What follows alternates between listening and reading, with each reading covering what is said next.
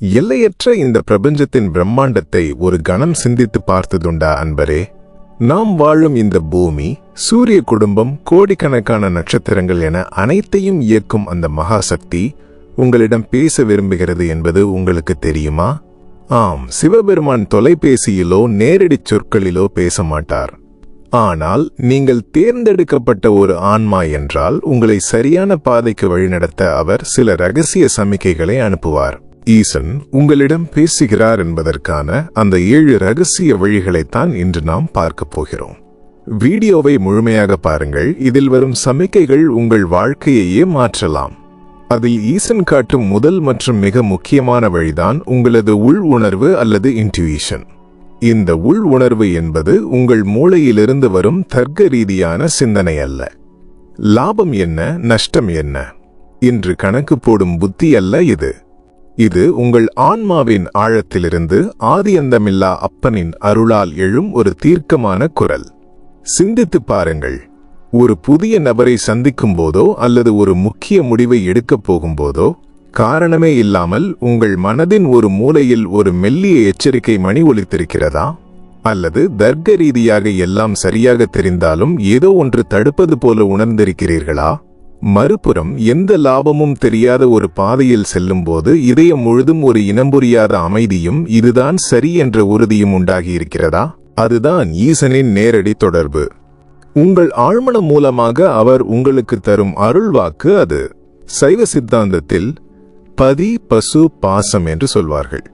பதி என்பது சிவபெருமான், பசு என்பது ஆன்மா, நாம், பாசம் என்பது நம்மை பற்றியுள்ள மும்மலங்கள், ஆணவம், கன்மம், மாயை. நமது மும்மலங்கள் எனும் அழுக்கு நீங்க பதியாகிய சிவபெருமானின் குரல் பசுவாகிய ஆன்மாவிற்கு தெளிவாக கேட்கத் தொடங்கும். உங்கள் மனதை ஒரு அமைதியான ஏரி என்று கற்பனை செய்து கொள்ளுங்கள். அலைகள் இல்லாத அந்த ஏரியில் ஒரு சிறு கல் விழுந்தால் கூட அதன் அதிர்வுகள் கரை வரை தெளிவாகச் செல்லும். ஆனால் புயல் வீசும் கடலில் ஒரு பாறையை தூக்கி போட்டாலும் தெரியாது. நமது மனம் குரோதம், காமம், பேராசை, கவலை எனும் புயல்களில் சிக்கியிருக்கும் வரை ஈசன் தரும் நுட்பமான சமிக்கைகளை நம்மால் உணர முடியாது. நீ எவ்வளவு அமைதியாக இருக்கிறாயோ அவ்வளவு அப்பனின் குரல் உனக்கு தெளிவாக கேட்கத் தொடங்கும். பலர் இதை தற்செயல் அல்லது மனப்பிரமை என்று அலட்சியப்படுத்துகிறார்கள். ஆனால் சிவபெருமானின் ஆட்சியில் தற்செயல் என்று எதுவுமே கிடையாது.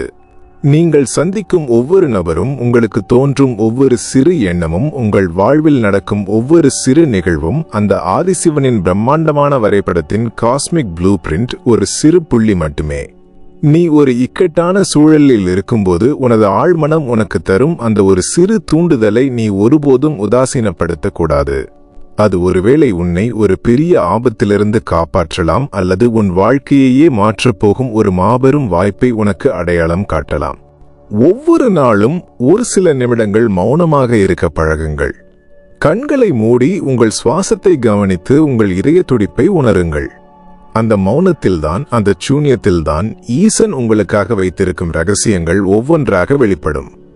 நீங்கள் தேடத் தொடங்கும் போதே தேடப்படும் அந்த பொருளும் உன்னை தேடி வரத் தொடங்கிவிடுகிறது என்பதை நினைவில் கொள். இந்த உள் உணர்வு என்பது உங்கள் ஆன்மாவிற்கும் சிவனுக்கும் இடையே இருக்கும் ஒரு மெல்லிய தங்க இழை. அந்த இழையை நீ பலப்படுத்த வேண்டுமானால் நீ உனது தர்க்க அறிவை, லாஜிக் சற்று நேரம் தூங்க வைக்க வேண்டும். அறிவு எப்போதும் ஏன், எதற்கு, எப்படி என்று கேள்விகள் கேட்டு உனது உள் உணர்வை மழுங்கடிக்கச் செய்யும். ஆனால் சிவன் காரணங்களை சொல்ல மாட்டார். அவர் திசைகளை மட்டுமே காட்டுவார். ஒரு காரியத்தை செய்ய துணியும் போது உனது வயிற்றில் ஒருவிதமான சுருக்கம் அல்லது அசௌகரியம் ஏற்பட்டால் அப்பன் உனக்கு வேண்டாம் என்று எச்சரிக்கை விடுக்கிறார் என்று அர்த்தம். மாறாக உனது இதயம் விரிவடைவது போலவும் ஒருவிதமான உற்சாகம் உனக்குள் பாய்வது போலவும் உணர்ந்தால் அது ஈசனின் பச்சை விளக்கு. இந்த மொழியை புரிந்து கொள்ள பெரிய பயிற்சிகள் தேவையில்லை. ஒரு சிறு அமைதியும் அவன் மேல் அதீத நம்பிக்கையும் மட்டுமே போதும். நமது மனம் எனும் அலைபேசியை ஓரமாக வைத்துவிட்டு நமக்குள் ஒலிக்கும் அந்த ஓம்கார நாதத்தை கவனிக்கத் தொடங்கினால் பிரபஞ்சத்தின் அதிர்வுகள் நமக்கு புரியத் தொடங்கும். அந்த அதிர்வுகள் வெறும் உணர்வுகளாக மட்டும்தான் வருமென்றில்லை. சில நேரங்களில் அவை கணக்கிடக்கூடிய எண்களாகவும் ரசிக்கக்கூடிய இசையாகவும் கூட நம்மை வந்தடையும். ஆதியும் அந்தமும் இல்லா அரும்பெரும் ஜோதியான சிவபெருமான் இந்த உலகத்தை படைத்தபோது அதை ஒரு மிக துல்லியமான கணித கட்டமைப்பால் தான் உருவாக்கினார். அணுக்களின் சுழற்சி முதல் விண்மீன்களின் நகர்வு வரை அனைத்தும் குறிப்பிட்ட எண்களின் அடிப்படையில்தான் இயங்குகின்றன. நடராஜ பெருமானின் தாண்டவம் ஒரு சீரான லயத்தை கொண்டது. அதனால்தான் ஈசன் உங்களிடம் பேச விரும்பும் போது எண்களை ஒரு வலிமையான கருவியாக பயன்படுத்துகிறார். நீங்கள் எப்போதாவது தற்செயலாக கடிகாரத்தை பார்க்கும்போது சரியாக 11:11 என்ற நேரத்தை பார்த்திருக்கிறாயா? அல்லது வாகனங்களின் எண் பலகையில் பில் ரசீதுகளில் கைபேசி எண்களில் மீண்டும் மீண்டும் 222, 444, 444, 1008 போன்ற ஒரே மாதிரியான எண்கள் அல்லது புனிதமான எண்கள் உனது கண்ணில் படுகிறதா? இதை வெறும் காக்காய் உட்கார பழம் விழுந்த கதை என்று ஒதுக்கிவிடாதே. சைவத்தில் எண்களுக்கு மிகுந்த முக்கியத்துவம் உண்டு. 5 எழுத்து மந்திரம், நமசிவாய, திருமுறை எண்கள், அட்டாங்க யோகம் என அனைத்தும் எண்களோடு தொடர்புடையவை. நீ ஒரு முக்கியமான முடிவை எடுக்கப் போகும்போதோ அல்லது மனதிற்குள் ஏதோ ஒரு குழப்பத்தில் இருக்கும்போதோ இந்த எண்கள் உன் கண்ணில் பட்டால் அப்பன் உனக்கு ஏதோ ஒரு பதிலை சொல்கிறார் என்ற அர்த்தம். உதாரணமாக 111 அல்லது 1111 என்ற எண்ணை நீ அடிக்கடி பார்த்தால் உனது எண்ணங்கள் மிக வேகமாக நிஜமாக போகின்றன. எனவே நேர்மறையாக இரு, சிவனை சிந்தி என்று அவர் உன்னை எச்சரிக்கிறார். 444 என்ற எண் உன் கண்ணில் பட்டால் நீ தனியாக இல்லை, சிவகணங்கள் உன்னை பாதுகாத்துக் கொண்டிருக்கின்றன என்று பொருள். இது ஈசன் தரும் ஒரு விழிப்புணர்வு அழைப்பு, வேக்கப் கால். நீ உலக மாயையில் மூழ்கி ஒரு இயந்திரத்தைப் போல ஓடிக்கொண்டிருக்கும் போது உனது கவனத்தை ஈர்த்து நிறுத்து.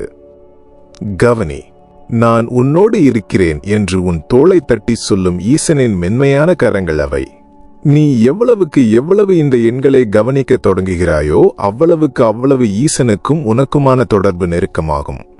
இந்த பிரபஞ்சத்தின் கணித மொழியை நீ புரிந்து கொள்ள தொடங்கும் போது உலகம் உனக்கு ஒரு புரியாத புதிராக தெரியாது, மாறாக ஒரு தெளிவான வரைபடமாக தெரியும். எண்களுக்கு அடுத்தபடியாக அப்பன் உன்னுடன் பேச தேர்ந்தெடுக்கும் மற்றொரு அற்புதமான ஊடகம் இசை மற்றும் பாடல்கள்.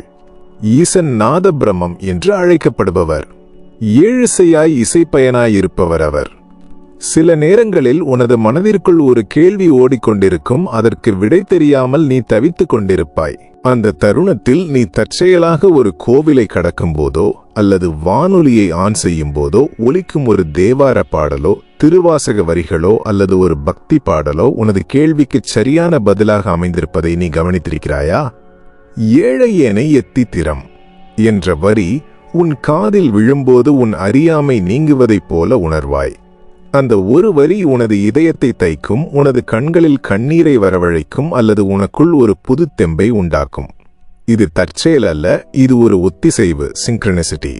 உனக்கு தேவையான அந்த செய்தியை பாடல்களின் வரிகள் மூலமாக ஈசன் உனக்கு கடத்துகிறார். இசை என்பது அநாகத நாதம், அது நேரடியாக ஆன்மாவோடு பேசும். பாடல்கள் மட்டுமன்றி முற்றிலும் முகம் தெரியாத ஒரு அந்நியரின் உரையாடல் வழியாக கூட சிவபெருமான் உன்னிடம் பேசுவார். ஒரு புராண கதை உண்டு. ஒரு பக்தன் கடும் பசியோடு இருந்தபோது ஈசன் ஒரு வேடன் உருவில் வந்து அவனுக்கு உணவு கொடுத்ததோடு மட்டுமல்லாமல் அவன் மனதில் இருந்த சந்தேகத்திற்கு ஒரு சாதாரண பழமொழி மூலம் விடை சொல்லிவிட்டு மறைந்தார். நீ ஒரு பேருந்து நிலையத்திலோ அல்லது ஒரு கூட்டத்திலோ நின்று கொண்டிருக்கும் போது யாரோ இருவர் பேசிக் கொள்வது உனது காதுகளில் விழும். அவர்கள் தங்களுக்குள் பேசிக்கொள்வார்கள். ஆனால் அவர்கள் சொல்லும் அந்த ஒரு விஷயம் உனது பிரச்சினைக்கு தீர்வாக இருக்கும். அவர்கள் ஏன் இதை இப்போது சொன்னார்கள் என்று நீ ஆச்சரியப்படுவாய். உண்மையில் சிவபெருமான் அவர்களை ஒரு கருவியாக பயன்படுத்தி உனக்கு அந்த செய்தியை அனுப்பி வைத்திருக்கிறார். நாம் எப்போதும் நமது ஈகோ மற்றும் கவலைகளுக்குள் மூழ்கி கிடப்பதால் நம்மை சுற்றி நடக்கும் இந்த அதிசயங்களை நாம் காண்பதில்லை. நீ உனது அகந்தையை தள்ளி வைத்துவிட்டு ஒரு மாணவனைப் போல கவனிக்கத் தொடங்கினால் இந்த பிரபஞ்சம் உனக்கு தரும் பாடங்கள் முடிவற்றவை. உனது கேள்விகளை காற்றில் வீசு, அப்பனே வழிகாட்டு என்று சரணடை. அதற்கான பதில்களை அவர் ஏதோ ஒரு ரூபத்தில் உன்னிடம் கொண்டு வந்து சேர்க்கும். ஒத்திசைவு என்பது நடராஜ பெருமானின் தூக்கிய திருவடியும் ஊன்றிய திருவடியும் போல சரியாக இணைவது. உனது எண்ணம், உனது செயல் மற்றும் ஈசனின் திட்டம் ஆகிய மூன்றும் இணையும் போது மட்டுமே வெற்றி சாத்தியம். அந்த இணைப்பை நீ எண்கள் மூலமாகவும் இசை மூலமாகவும் உணர முடியும். ஆனால் ஈசனின் தொடர்பு வெறும் விழித்திருக்கும் நிலையில் மட்டுமல்ல, நீங்கள் அசைவற்று உறங்கும் நிலையிலும் தொடரும். உங்கள் தர்க்க அறிவு தூங்கும்போது அவர் உங்கள் ஆழ்மனதின் கதவை தட்டுவார். பகலில் உனது விழித்திருக்கும் நிலையில் ஜாகிரத அவஸ்தை ஈசன் தரும் சமிக்கைகளை நீ ஒருவேளை கவனிக்க தவறினால் அல்லது உனது புத்தி அதை மறுத்தால் அவர் உன்னை தொடர்பு கொள்ள தேர்ந்தெடுக்கும் அடுத்த தளம் உனது ஆழ்மனம். அது நீ கனவு காணும் நிலை, சொப்பன அவஸ்தை. நீ உறங்கும்போது உனது தர்க்க ரீதியான மூளை ஓய்வெடுக்கிறது, உனது அகந்தை தற்காலிகமாக அழிகிறது. ஆனால் உனது ஆன்மா விழித்திருக்கிறது. அந்த தருணத்தில் சிவபெருமான் உனக்கு குறியீடுகள், சிம்பிள்ஸ் மற்றும் காட்சிகள் வழியாக பாடங்களை சொல்லிக் கொடுப்பார், அல்லது வரப்போகும் நிகழ்வுகளை முன்கூட்டியே உணர்த்துவார். நீண்ட நாட்களாக உனக்கு திரும்ப திரும்ப ஒரே கனவு வருகிறதா? நீ ஏதோ ஒரு கோபுரத்தை பார்ப்பது போலவோ அல்லது ஒரு பெரியாற்றை கடப்பது போலவோ அல்லது இருளிலிருந்து வெளிச்சத்திற்கு வருவது போலவோ அந்த கனவு இருக்கலாம். இதை வெறும் கனா என்று அலட்சியப்படுத்தாதே. சிவபெருமான் உனக்கு ஏதோ ஒரு செய்தியை சொல்லத் துடிக்கிறார். ஆனால் நீ விழித்திருக்கும் போது உலக இரைச்சலால் அதை கேட்க தயாராக இல்லை என்பதே இதன் பொருள். சைவ இலக்கியங்களில் கனவுகளுக்கு முக்கிய இடம் உண்டு. சுந்தரமூர்த்தி நாயனாருக்கு சிவபெருமான் கனவில் வந்து திருவொற்றியூருக்கு வரப்பணித்த வரலாறு நமக்கு தெரியும். கனவுகள் என்பது ஈசன் உனது ஆத்மாவிற்கு எழுதும் ஒரு இரகசிய கடிதம். அடுத்த முறை நீ கனவு கண்டு விழிக்கும்போது அதில் கண்ட சின்னங்களை கவனி. ஒருவேளை நீ ஒரு சிவலிங்கத்தை கனவில் கண்டால் உன் கர்ம வினைகள் கரையப் போகின்றன, நீ ஆன்மீகத்தில் உயரப் போகிறாய் என்று அர்த்தம். நீ ஒரு பாம்பை கனவில் கண்டால் அது பயப்பட வேண்டியது அல்ல, அது உனது குண்டலினி சக்தி விழிப்பதை குறிக்கும் சமிக்கையாக இருக்கலாம். கனவில் உனக்கு தோன்றும் உணர்வுகள் மிக முக்கியமானவை. பயம், மகிழ்ச்சி அல்லது அமைதி, இதில் எது உனக்கு மேலோங்கி இருக்கிறதோ அதுவே உனது தற்போதைய ஆன்மீக நிலையை உனக்கு காட்டும் ஒரு கண்ணாடி. கனவுகள் மூலமாக ஈசன் சில நேரங்களில் உனது கேள்விகளுக்கு தெளிவான பதில்களை தருவார். நீ ஒரு குழப்பத்தோடு உறங்கச் சென்றால் காலையில் எழும்போது ஒரு தெளிவான முடிவுடன் எழுவாய். அது அந்த பரம்பொருள் உன் ஆழ்மனதில் விதைத்த ஞானம். ஆனால் இந்த கனவு மொழியை புரிந்து கொள்ள நீ விழித்திருக்கும் போதும் விழிப்புணர்வோடு இருக்க வேண்டும். கனவுகளின் உலகத்திலிருந்து நீ வெளியே வந்து உனது அன்றாட வாழ்வில் காலடி வைக்கும்போது அப்பன் உன்னுடன் பேச இயற்கையை ஒரு ஊடகமாக பயன்படுத்துவார். ஏனெனில் இயற்கையே அவனது சொரூபம். சிவபெருமான் பசுபதி, அனைத்து உயிர்களுக்கும் அதிபதி. மேலும் அவர் பஞ்சபூதநாதன், நிலம், நீர், நெருப்பு, காற்று, ஆகாயம் என அனைத்தும் அவனது உடலே. எனவே இயற்கை என்பது ஈசனின் நேரடி வெளிப்பாடு. நீ இயற்கையோடு எவ்வளவு நெருக்கமாக இருக்கிறாயோ அவ்வளவு அவனது சமிக்கைகளை உன்னால் உணர முடியும். நீ ஒரு குழப்பமான மனநிலையில் வீதியில் நடந்து செல்லும்போது காரணமே இல்லாமல் ஒரு அபூர்வமான பறவை உனது ஜன்னல் ஓரத்தில் வந்து அமர்வதையோ அல்லது நீ செல்லும் வழியில் குறுக்கே வருவதையோ நீ கவனித்திருக்கிறாயா? பண்டைய கலாச்சாரங்களில் விலங்குகளும் பறவைகளும் பிரபஞ்சத்தின் தூதுவர்களாகவே கருதப்பட்டன. உதாரணமாக, நீ ஒரு புதிய ஆன்மீக முயற்சியை தொடங்க போகும்போது ஒரு வலிமையான கழுகு, கருடன், வானத்தில் வட்டமிடுவதை பார்த்தால் அது உனது வெற்றிக்கும் ஈசனின் ஆசீர்வாதத்திற்கும் சமிக்கையாக இருக்கலாம். அதேபோல் எந்த காரணமும் இல்லாமல் உனது பாதையில் ஒரு வில்வ இலை அல்லது ஒரு ருத்ராட்சம் கிடப்பதை கண்டால் நீ பாதுகாப்பாக இருக்கிறாய், சிவபெருமான் உன்னை கவனித்துக் கொள்கிறார் என்பதற்கான ஒரு உறுதிமொழி அது. இயற்கையின் இந்த சமிக்கைகள் மிகவும் மென்மையானவை, ஆனால் சக்தி வாய்ந்தவை. ஒரு மரத்திலிருந்து திடீரென உதிரும் இலை கூட உனக்கு ஒரு செய்தியை சொல்லலாம். பழைய கவலைகளை, பழக்கங்களை கைவிடு, புதிய வசந்தம் உன் வாழ்வில் வரப்போகிறது என்பதே அந்த செய்தியாக இருக்கலாம். இயற்கையின் மொழி என்பது வெறும் காட்சி சார்ந்தது மட்டுமல்ல, அது வானிலை மாற்றங்கள் மூலமாகவும் உன்னிடம் பேசும். நீ ஒரு முக்கியமான முடிவை எடுத்துவிட்டு அல்லது ஒரு கோவிலுக்கு சென்றுவிட்டு வெளியே வரும்போது திடீரென்று ஒரு மெல்லிய மழை தூறினால் அது சிவபெருமான் உனது முடிவை ஆசீர்வதிப்பதற்கான ஒரு அறிகுறியாக கருதலாம், புஷ்பவிருஷ்டி போல. அல்லது ஒரு இக்கட்டான சூழலில் நீ இருக்கும்போது வீசும் ஒரு குளிர்ந்த காற்று உனது மனபாரத்தை குறைத்தால் அது அப்பன் உனக்கு தரும் ஒரு ஆறுதல் அணைப்பு. நாம் இயற்கையை வெறும் ஜடப்பொருளாக பார்க்கிறோம், ஆனால் அது உன்னுடன் உரையாட துடிக்கும் ஒரு பேராற்றல். நீ ஒரு செடியிடம் அன்பாக பேசினால் அது பதிலுக்கு ஒரு மலரை மலரச் செய்யும். நீ ஒரு மலை முகட்டில் நின்று கத்தினால் ஈசன் அதை எதிரொலியாக உனக்கே திருப்பிக் கொடுக்கும். நீ எதை கொடுக்கிறாயோ அதையே பிரபஞ்சம் உனக்கு திருப்பித் தரும் என்ற அந்த மாபெரும் உண்மையை கர்மவினை தத்துவம் இயற்கை உனக்கு ஒவ்வொரு நொடியும் நினைவூட்டிக் கொண்டே இருக்கிறது. உனது காலடியில் இருக்கும் சிறு மண்டுகள் முதல் வானில் இருக்கும் மேகங்கள் வரை அனைத்தும் உனக்கு ஏதோ ஒரு செய்தியை சொல்ல காத்திருக்கின்றன. உனது கனவுகளையும் இயற்கையையும் ஒருபோதும் சாதாரணமாக பார்க்காதே அன்பரே. அவை உனது ஆன்மாவிற்கு தேவையான ஊட்டச்சத்தை வழங்குகின்றன. ஆனால் சில நேரங்களில் ஈசன் மிக கடுமையான வழிகள் மூலமாகவும் நம்மை திருத்துவார். நாம் தவறான பாதையில் செல்லும்போது அவர் அன்போடு தடுப்பார். அந்த தடுப்பு நமக்கு தடையாக தெரியலாம், ஆனால் அது உண்மையில் பாதுகாப்பு. கனவுகளையும் இயற்கையையும் கடந்து சிவபெருமான் உன்னிடம் பேச தேர்ந்தெடுக்கும் மிக வலிமையான மற்றும் சில நேரங்களில் வலிமிக்க வழி எதிர்பாராத தடைகள் மற்றும் திசை மாற்றங்கள், ரீடைரக்ஷன். இது அவனது ருத்ர ரூபம். நாம் ஒரு காரியத்தை அடைய வேண்டுமென்று ஒற்றை காலில் நிற்போம். அதற்காக இரவு பகலாக உழைப்போம். ஆனால் ஏதோ ஒரு மர்மமான காரணத்தால் அந்த வாய்ப்பு நமது கையை விட்டு நழுவி போகும். அல்லது நெருங்கியவர்களே நமக்கு துரோகம் இழைப்பார்கள். அந்த தருணத்தில் நாம் ஈசனை நோக்கி வசைபாடுவோம். ஏன் எனக்கு மட்டும் இப்படி நடக்கிறது? நான் என்ன பாவம் செய்தேன் என்று கதறுவோம். ஆனால் நண்பனே, சிவபெருமானின் அகராதியில் தோல்வி என்ற வார்த்தையே கிடையாது. அங்கே திசை மாற்றம் மட்டுமே உண்டு. ஒரு வேலை உனக்கு கிடைக்காமல் போனாலோ அல்லது ஒரு உறவு முறிந்தாலோ அது அப்பன் உனக்கு தரும் ஒரு மிகப்பெரிய எச்சரிக்கை சிக்னல். மகனே, இந்த இடம் உனக்கானது அல்ல. இங்கு சென்றால் நீ அழிந்து விடுவாய். உனது தகுதிக்கு ஏற்ற உனது ஆன்ம வளர்ச்சிக்கு தேவையான இன்னும் ஒரு மாபெரும் பொக்கிஷத்தை நான் உனக்காக வைத்திருக்கிறேன் என்று அவர் அந்த தடையின் மூலம் உன்னிடம் பேசுகிறார்.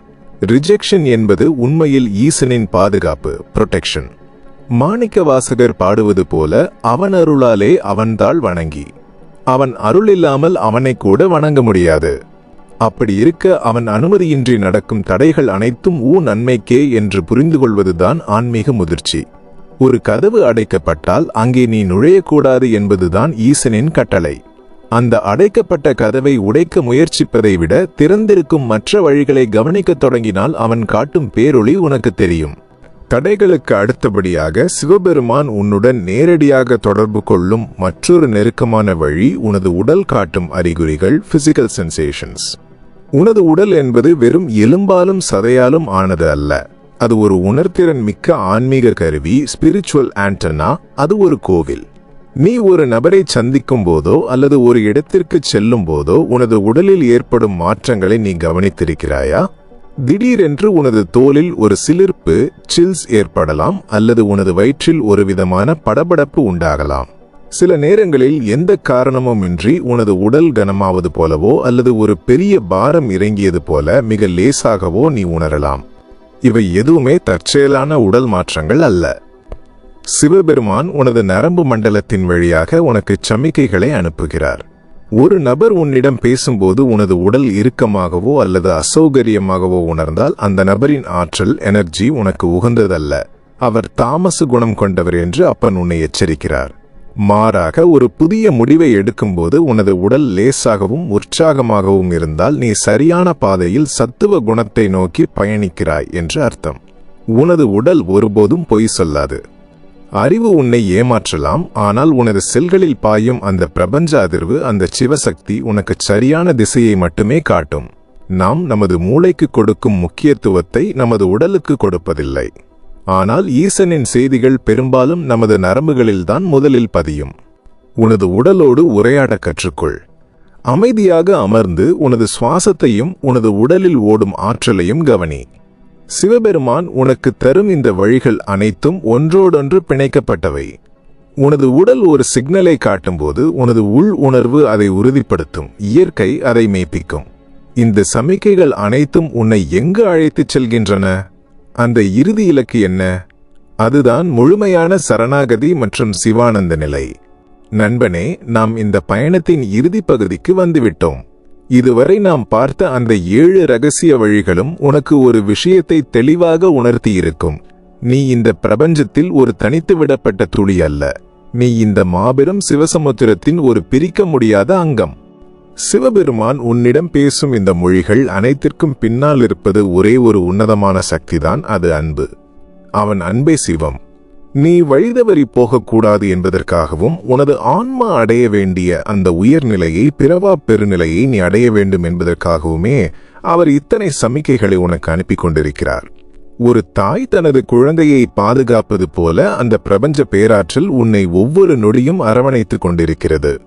நாம் செய்ய வேண்டியதெல்லாம் ஒன்றுதான். நமது தர்க்க ரீதியான அகந்தையை சற்று தள்ளி வைத்துவிட்டு ஒரு சிறு குழந்தையைப் போன்ற தூய்மையான மனதோடு இந்த பரம்பொருளின் ரகசிய கல்வியை கற்க தயாராவது மட்டுமே. நீ தேடுவதை நிறுத்திவிட்டு கவனிப்பதில் கவனம் செலுத்து. அப்போதுதான் உனது அன்றாட வாழ்வின் ஒவ்வொரு அசைவிலும் ஈசனின் ரகசிய கவிதை உனக்கு புரிய தொடங்கும். உனது தோல்விகளை தரிசனங்களாகவும் உனது காயங்களை ஞானமாகவும் மாற்றும் ரகசியம் இந்த சமிக்கைகளில்தான் ஒளிந்திருக்கிறது. நீ தேர்ந்தெடுக்கப்பட்ட ஒரு ஆன்மா என்றால் உனது பொறுப்பு என்பது மற்றவர்களை விட அதிகம். நீ ஈசனின் செய்தியை பெறுவது மட்டுமல்லாமல் அந்த செய்தியை உனது வாழ்வின் மூலம், உனது அன்பின் மூலம் உலகிற்கு சொல்ல வேண்டும். நீ எவ்வளவுக்கு எவ்வளவு சிவத்தோடு ஒத்திசைந்து வாழ்கிறாயோ அவ்வளவுக்கு அவ்வளவு உனது வாழ்க்கை ஒரு அதிசயமாக மாறும். மற்றவர்கள் பல ஆண்டுகள் போராடி சாதிக்கும் விஷயங்களை நீ ஒரு புன்னகையோடும் ஆழ்ந்த அமைதியோடும் மிக எளிதாக சாதிப்பாய். ஏனெனில் நீ தனியாக உழைக்கவில்லை, அந்த சிவபரம்பொருளே உனக்காக உழைத்துக் கொண்டிருக்கிறது. உனது பயணத்தின் மீது முழு நம்பிக்கையோடு இரு. உனது பாதையில் வரும் அந்த தடைகளும் உனக்கு தோன்றும் நுணுக்கமான உள் உணர்வுகளும் உன்னை செதுக்க வந்த சிற்பிகள் என்பதை மறந்துவிடாதே. ஒரு கரடுமுரடான பாறை எப்படி உளியின் அடிகளை தாங்கி ஒரு அழகான சிலையாகிறதோ அப்படி நீயும் இந்த பிரபஞ்ச பயிற்சிகளை தாங்கி ஒரு மகா சக்தியாக விஸ்வரூபம் எடுக்கப் போகிறாய். நன்றியுணர்வு என்பது ஈசனின் கதவை திறக்கும் சாவி. நீ எவ்வளவுக்கு எவ்வளவு நன்றி சொல்கிறாயோ அவ்வளவுக்கு அவ்வளவு அப்பன் உன்னிடம் இன்னும் பல ரகசியங்களை பகிர்ந்து கொள்வார். உனது வாழ்க்கையில் இந்த 7 வழிகளில் எந்த வழி உன்னை அடிக்கடி தொடர்பு கொள்கிறது என்பதை ஒரு கணம் அமைதியாக சிந்தித்துப்பார். உனது ஆன்மாவின் அந்த பயணத்தை மனதார ஏற்றுக்கொள். நீ சந்திக்கும் ஒவ்வொரு நொடியும், நீ பார்க்கும் ஒவ்வொரு மனிதனும், ஒவ்வொரு உயிரும் உனக்கான ஒரு ரகசிய செய்தி, ஈசனின் வடிவம் என்பதை எப்போதும் நினைவில் வைத்திரு. இந்த உலகம் உனக்காகவே படைக்கப்பட்டிருக்கிறது. இந்த விண்மீன்கள் உனக்காகவே மின்னுகின்றன. நீ ஒரு பேரொளியின், அந்த சிவஜோதியின் ஒரு சிறு சுடர் என்பதை உணர்ந்து அந்த பேரொளியோடு ஒன்றிணைந்து பயணி. உனது பொற்காலம் உனது கண்களுக்கு முன்னால் விரிந்து கிடக்கிறது. நீ செய்ய வேண்டியதெல்லாம் அந்த ஒளியை நோக்கி நம்பிக்கையோடும் சரணாகதி உணர்வோடும் ஒரு அடி எடுத்து வைப்பது மட்டும்தான். விழித்திரு. உனது ஆன்மா ஒரு சிவகாவியமாக மாறப்போகிறது. உனது தேடல் ஓயாமல் இருக்கட்டும், உனது ஒளி மங்காமல் இருக்கட்டும். எங்கும் சிவமயம், யாதும் சிவமயம். திருச்சிற்றம்பலம்.